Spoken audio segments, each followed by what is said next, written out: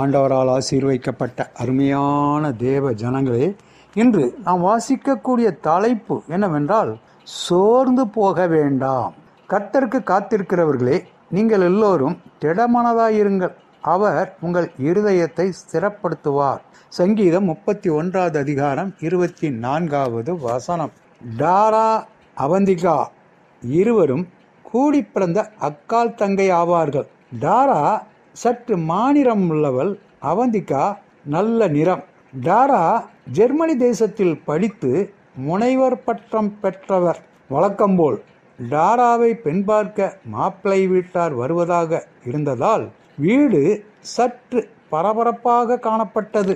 மாப்பிள்ளை வீட்டார் வருவதற்கு சற்று முன் தங்கை அவந்திகாவை மாப்பிள்ளை அமர்ந்திருக்கும் அறைக்கு வரக்கூடாது என்றும் ஏதாவது ஒரு அறையில் ஒளிந்து கொள்ளுமாறும் குடும்பத்தினர் அவளுக்கு கட்டளையிட்டனர். ஆனால் அவளுக்கோ அக்காவின் மாப்பிள்ளை எப்படி இருக்கிறார் என்று பார்க்க ஆசையாய் இருந்தது.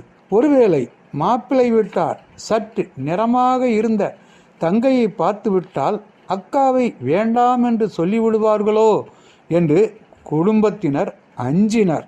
அப்படியும் சில வீடுகளில் நடந்து கொண்டுதானே இருக்கின்றது. கடைசியில் மாப்பிள்ளை வீட்டார் அக்காவை பார்த்துவிட்டு வேண்டாம் என்று சொல்லிவிட்டனர்.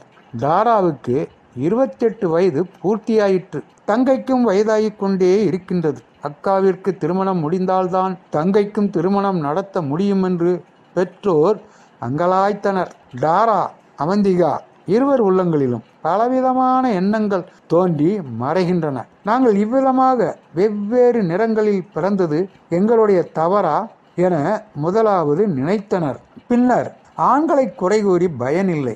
பெண்களாகிய நமக்கு நம்முடைய நிறத்தில் திருப்தி இல்லை. நாம் நல்ல நிறமாக மாறுவதற்கும் சருமத்தை மெருகூட்டுவதற்கு பலவித பசைகளை வாங்குவதும் உபயோகிப்பதும் இல்லையா?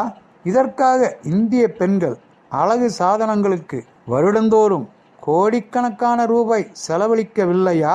நிறம், அழகு ஆகியவற்றின் அடிப்படையில் பெண்களாகிய நாமே வேற பெண்களை ஒதுக்கி தள்ளுவது இல்லையா என்று ஒருவரையொருவர் சமாதானப்படுத்தி கொண்டனர். திருமணமாகாத பெண்களை வைத்திருக்கும் லட்சக்கணக்கான பெற்றோரின் ஆதங்கம், திருமணமாகாத பெண்களின் ஆதங்கம் ஆகியவற்றை எப்படி தீர்ப்பது? அழகிற்கும் நிறத்திற்கும் முக்கியத்துவம் கொடுத்து பிறரை ஓரங்கட்டும் மக்களை என்ன செய்வது? இது பல யுகங்களாக உலகில் காணப்படும் பிரச்சனை அல்லவா? விடை தெரியாத இது போன்ற பல சமூக பிரச்சனைகளின் வழியாக கடந்து செல்பவர்களுக்கு வேதாகமம் சொல்ல விரும்புவது என்ன? கர்த்தருக்கு காத்திரு, அவர் உன் இருதயத்தை ஸ்திரப்படுத்துவார்.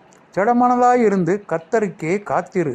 சங்கீதம் 27 அதிகாரம் 14 வசனம். சோர்ந்து போக வேண்டாம், கர்த்தர் நன்மையானதை தருவார்.